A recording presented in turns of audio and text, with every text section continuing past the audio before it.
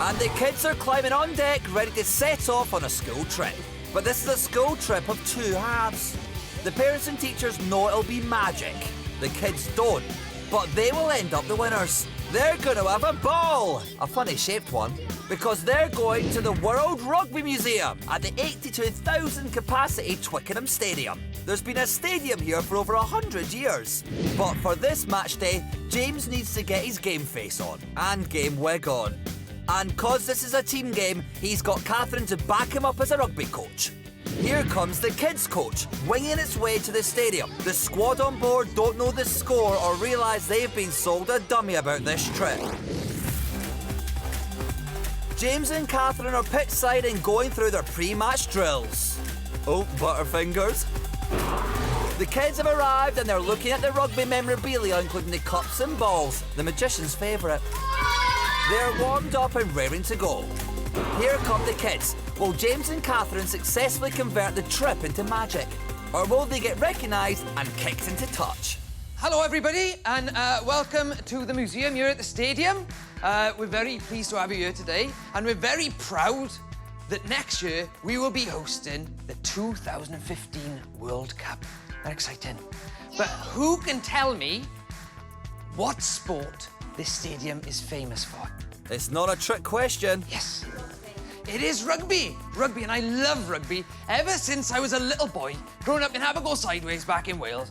He's just made that up. I wanted to be in rugby. And now here I am. I work in a stadium. I'm part of the physiotherapy department.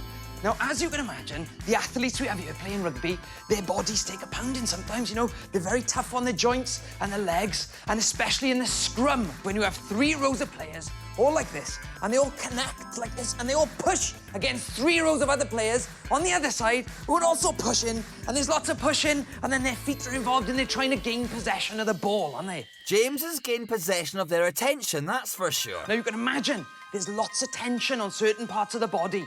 Which part of the body do you think takes the most pressure?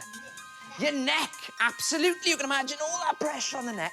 So here at the stadium, we have specific pieces of equipment to help condition the neck to take lots of strain and be able to be more mobile. I'm going to stick my neck out and say this kit's going to be magic. And I've got one of them with me today. This is the Neck Mobility Improver. And I'd like to demonstrate this for you now. Would you like to see it? Yeah. Absolutely. Do you want to come and give me a hand with this? Catherine's going to assist. The class haven't sussed them. The Neck Mobility Improver, as you can imagine, goes on the head like this. Oh, it's quite snug. And then if we go a little bit to the right then. Not exactly Iron Man, is it? Whoa, that looks painful. Okay, and now left. Catherine's winding it round and winding the class up. Oh, that's it. That's great as well. Keep your eye on James's face. Go on, go on. Whoa! His head's going round a twist. They can't believe what they've just seen. Oh, that felt good. Oh, that was amazing. It was some amazing magic, but they still don't suspect. James whacked on this weird contraption. Oh, it's quite snug. He set the school trip's head spinning with his mind-twisting magic. He moved his head like an owl, without as much as an ouch. Oh! The class haven't seen through James's disguise, but they're soon going to see through his body. Now it's over to Catherine, as she's the cat in the hat. I work with Jim here to try and improve the athlete's performance in physical contact sports. So obviously rugby is a very physical game, isn't it? And do you know what they call it when one player tries to grab the ball off another player? Yes. Tackling, excellent. What they do is they'll grab a player around the hips and they'll drag them to the floor. This magic coming up is going to totally floor them. And that obviously has a lot of strain on your hip joints. So we've come up with a way of trying to help with this and improve it. And here it is. It's the laser-operated hip displacer. Looks pretty hip, eh? So I'd like Jim to come and help me demonstrate this. Some unusual gym equipment. So all I'd like you to do, Jim, is get inside. He's climbing in, but the trick don't know what they've let themselves in for. And pop your head in this place here and your hand through this little bit. That's his hand in place. Foot, so everything is locked in place. That's really important. There's his foot in position. The class can't take their eyes off it, but they can't see where this is going either. Once he's securely in place, then we can shut the doors like this. James is locked and loaded. What we do now is we're just going to soften his joints and hips a little bit. So we use this. It's a medical grade laser. Handled carefully by an A-grade magician. Mind your fingers there, Jim. That laser can't be softening up his joints, surely. The class are curious. There we go. Now that should have done the trick. So let's see if it's worked. This trick is going to knock them sideways. Hold tight, Jim. Hold tight at home too. Gonna slide this along like that. Would you look at that? James is splitting in half. So there we go. And you can see he's become a lot more mobile. Don't know about that. He's not going anywhere. We open it up there. There's his torso, the little so-and-so. He really has become extremely flexible. Now that's what I call a body swerve. And with this kind of flexibility, playing on the pitch, it gives you a huge advantage over the other team and over the other players. Would certainly be hard to tackle him if he could do that in a game. So, do you think we should put him back together? Nah. All right, then I'll go with the consensus. Well, I think we should. So, let's close the doors.